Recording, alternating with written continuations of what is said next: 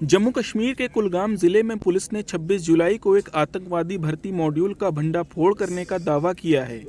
Police ने इस मामले में सेंट्रल यूनिवर्सिटी कश्मीर के एक पीएचडी स्कॉलर रूबानी बशीर को गिरफ्तार किया है। पुलिस का दावा है कि रूबानी बशीर कुलगाम और आसपास के इलाकों में नौजवानों को हिजबुल मुजाहिदीन और जैश ए मोहम्मद जैसे आतंकी संगठनों में शामिल कर रहा था। उसने अपना कोड नेम डॉक्टर सबील रखा था। कुलगाम के एसएसपी के मुताबिक शुरुआती जांच में पता चला है कि डॉक्टर रूबानी बशीर ने 2 युवाओं को प्रेरित किया और उन्हें आतंकवादी संगठन में शामिल कराया है।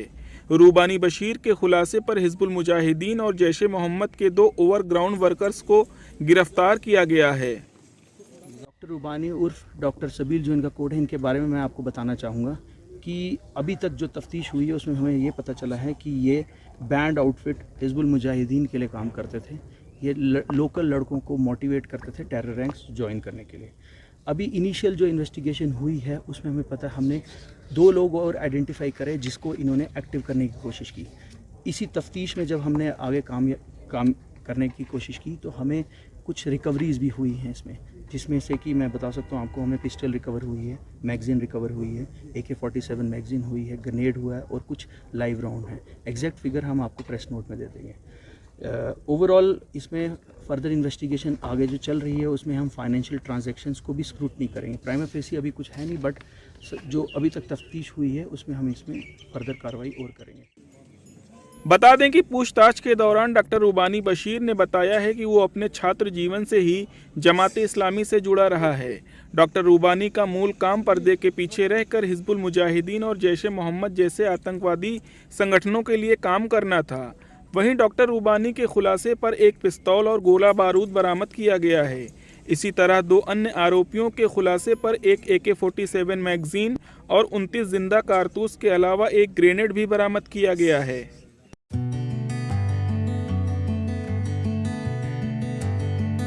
लखीमपुर खीरी में एक प्रेमी ने अपनी प्रेमिका की बेल्टों से पिटाई कर दी। इस घटना का वीडियो सोशल मीडिया पर तेजी से वायरल हो रहा है। वीडियो में साफ देखा जा सकता है कि कमरे में एक लड़का लड़की को बेरहमी से पीट रहा है। लड़का कभी उसे बेल्ट से मारता तो कभी चेहरे पर थप्पड़ मारता। लड़की उससे छोड़ने के लिए मिन्नतें करती रही, लेकिन प्रेमी उसे पीटता रहा। कमरे में एक और लड़की भी है, वो भी लड़के से उसे छोड़ने के लिए कहती है, मगर आरोपी उसकी भी नहीं सुनता। पुलिस के मुताबिक वीडियो 8 महीने पुराना है जो अब सामने आया है। आरोपी लड़के को गिरफ्तार कर लिया गया है। पूरी घटना पिपरा करमचंद गांव की बताई जा रही है। दरअसल यहां के रहने वाले निशु वर्मा का पास के गांव के रहने वाली एक लड़की से अफेयर चल रहा था। दिसंबर 2022 में निशु ने प्रेमिका को किसी से व्हाट्सएप पर चैट करते हुए देख लिया। शक होने पर उसने प्रेमिका को एक कमरे में बुलाया और फिर बेल्टों से पिटाई की। बता दें कि वीडियो 25 जुलाई की शाम से सोशल मीडिया पर वायरल हो रहा है। इस मामले में किसी ने ट्वीट करके शिकायत की, जिसके बाद पुलिस हरकत में आई। पुलिस ने मामले में आरोपी प्रेमी के खिलाफ मारपीट की धाराओं में केस दर्ज करके उसे गिरफ्तार कर लिया है।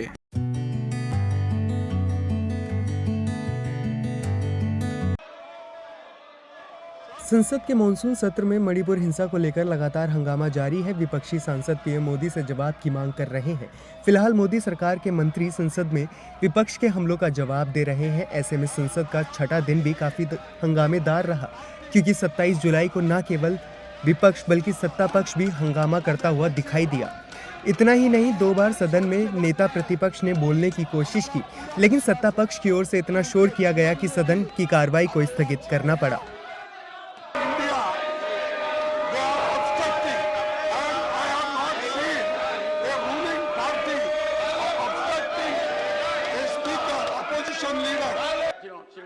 सदन में इतना हंगामा देख राज्यसभा के सभापति अपनी कुर्सी से खड़े हुए और उन्होंने दोनों पक्षों को जमकर लताड़ लगाई। I am on my legs. Have the minimum respect for the chairperson. Please take your chair. Honorable members, I had the occasion a while ago to see reaction from one section. I have the occasion now. Honorable Foreign Minister was making a speech. His statement carried a lot of things. I expected the opposition also to raise issues. I allowed by relaxing Rule 251. वहीं विपक्षी दलों ने मणिपुर हिंसा को लेकर अपना विरोध दर्ज करवाया। उन्होंने काले रंग के कपड़े पहने और पीएम मोदी से सदन में जवाब की मांग पर अड़े रहे। ऐसे में पीयूष गोयल ने विपक्षी दलों को आड़े हाथ लिया। ये काले कपड़े पहनने वाले लोग समझ नहीं पा रहे हैं कि देश की बढ़ती हुई ताकत आज क्या है। जिनके मन में काला है, जिनके तन में भी आज काला है, क्या छुपा है इनके दिल में? क्या दिल में काला है? क्या शब्दों के बोल में काला है? क्या काला धन छुपा रहे हैं ये अपने इन कपड़ों में?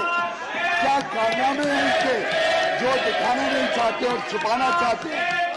ऐसे तो आज के दिन काले कौवे भी इन पर आकर्षित होने लगे हैं। माननीय अध्यक्ष महोदय, इनका कल भी काला है, आज भी काला है और भविष्य भी काला है। बता दें, कांग्रेस ने मणिपुर हिंसा के मुद्दे पर संसद में जारी गतिरोध के बीच बुधवार को लोकसभा में सरकार के खिलाफ अविश्वास प्रस्ताव पेश किया, जिस पर चर्चा करने के लिए सदन ने मंजूरी भी दे दी।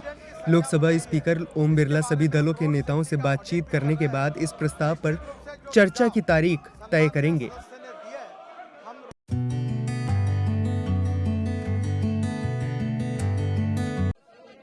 मणिपुर मुद्दे पर विपक्षी गठबंधन इंडिया लगातार सरकार को घेरने में जुटा है। इसलिए 27 जुलाई को पूरे इंडिया दल ने काले कपड़े पहने। काले कपड़े पहनकर दल ने संसद के बाहर प्रदर्शन किया। ऐसे में विपक्षी गठबंधन इंडिया 29 और 30 जुलाई को मणिपुर का दौरा करेगी।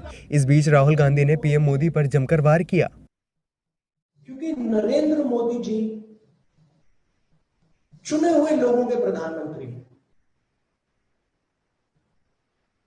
आरएसएस के प्रधानमंत्री हैं।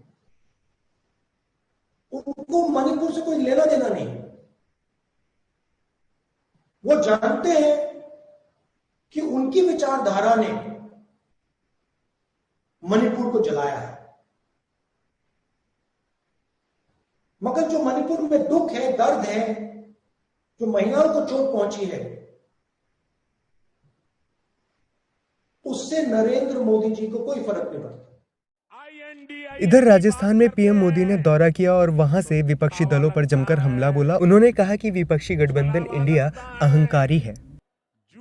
INDIA की बात करते हैं तो दिखावा लगता है, छलावा लगता है, झूठ लगता है। भाइयों और बहनों, इन लोगों में अहंकार कूट कूट कर भरा हुआ है।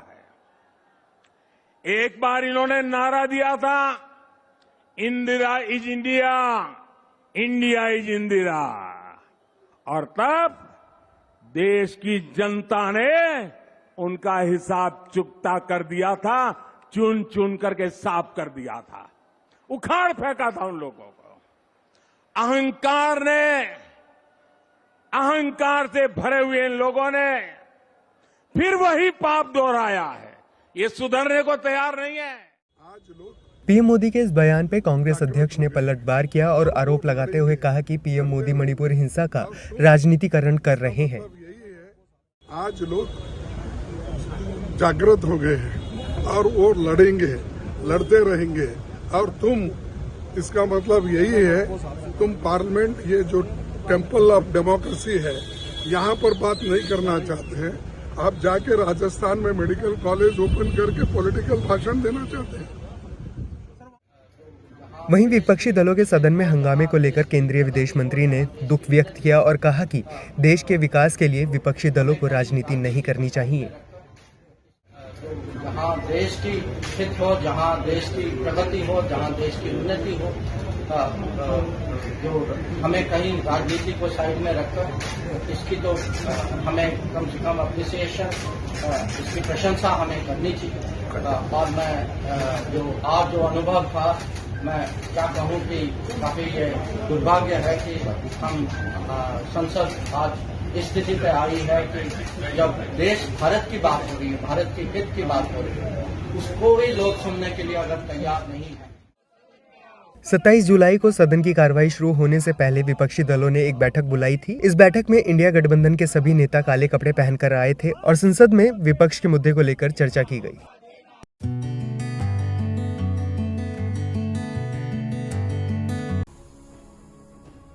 उत्तर प्रदेश के शाहजहांपुर में हैवान पति ने अपनी पत्नी की धारदार हथियार से गला रेत कर हत्या कर दी।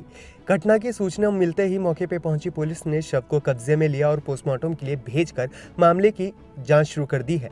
वारदात को अंजाम देने के बाद से ही आरोपी पति फरार है। पुलिस आरोपी पति की तलाश में जुटी है। घटना थाना सदर बाजार क्षेत्र के शांतिपुरम कॉलोनी की है, जहां के रहने वाले रकीब का अपनी पत्नी खालदा से विवाद चल रहा था, जिसके वजह से खालदा पिछले 1 महीने से अपने मायके में रह रही थी। 26 जुलाई को फैसले के लिए रकीब ने उसे ससुराल बुलाया था, लेकिन पत्नी के साथ विवाद शुरू हो गया और देखते ही देखते बात इतनी बढ़ गई कि रकीब ने धारदार हथियार से पत्नी का गला काट कर निर्मम हत्या कर दी। इसके बाद पूरा परिवार लाश को घर में छोड़कर फरार हो गया। वहीं 29 जुलाई को खालदा को सपा महिला सभा का नगर अध्यक्ष बनाया गया था और उसका एक बेटा भी है। खालदा सामाजिक और राजनीतिक रूप से सक्रिय रहती थी। पिछले 6-7 वर्षों से रकीब छोटी छोटी बातों पर कलेश करता रहता था और शराब पीकर आए दिन मारपीट भी करता था। क्या बात, पूरी बात क्या है, आप बताएंगे? हम अंकल गए हुए थे पढ़ने में थे, मेरी मम्मी आई थी सामान लेने, उन्हें मना भी करा मत आइए, अब वो आ गई हैं। और हमने जब हमें बात हम पढ़ रहे थे बैठे हुए, जब हमें बुलाया गया हम घर पे आए और मुझे सुना गया जब गर्दन काट दी गई इनकी। इनके अंकल से आपके पापा और आपकी मम्मी की लड़ाई होती थी? पापा मम्मी की लड़ाई होती थी और इनके दरियारे वाले रुकने नहीं देते। रकीब। मम्मी क्या नाम था? सपा जिला अध्यक्ष तनवीर खान भी मौके पर पहुंचे और उन्होंने घटना की निंदा की। धारदार हथियार से हत्या की गई है, जो जिस तरह से फुटेज वगैरह देखे हैं और पंचनामा वगैरह हो रहा था, हम भी मौके पर पहुंच गए। पंचनामा इंस्पेक्टर सदर और सी वगैरह सब लोग थे मौके पर, हम भी पहुंच गए थे। लेकिन बहुत ही अफसोस, बहुत दुखदायी घटना है ये। समाजवादी पार्टी इसकी निंदा करती है और समाजवादी पार्टी उसकी घड़ी में पूरी तरह से खालदा बेगम के परिवार वालों के साथ है और उनका छोटा मासूम बच्चा भी है, 11-12 साल का बेटा भी है। पुलिस का कहना है कि मामले की जांच की जा रही है। आरोपी फरार है, उसे पकड़ने के लिए जगह जगह दबिश दी जा रही है। थाना की पुलिस मौके पर आई, डेड बॉडी को कब्जे में लिया गया है। एफएसएल से सारे एविडेंसेस कलेक्ट किए गए हैं और साथ ही साथ उसको पीएम के लिए भेजा जा रहा है। इसमें जो भी तहरीर प्राप्त होगी उसके आधार पर आगे वैधानिक कार्रवाई की जाएगी। अभी तक यही जो प्राइमा फेसी पता चला है वो चला है कि इनका और इनके जो ससुराल वाले हैं उनके बीच में लड़ाई थी और उसी के कारण इनके घर वालों के द्वारा अभी तक बताया जा रहा है, महिला के घर वालों के द्वारा, कि उनके द्वारा ये हत्याकांड की गई है। बाकी जो भी तहरीर प्राप्त होगी उसका आधार पर कार्रवाई। फिलहाल इस हत्याकांड का जिक्र पूरे जिले में चल रहा है और लोग डरे हुए हैं। वहीं पीड़ित परिवार ने उचित न्याय मिलने की गुहार लगाई है। Subscribe now and press the bell icon. Never miss an update.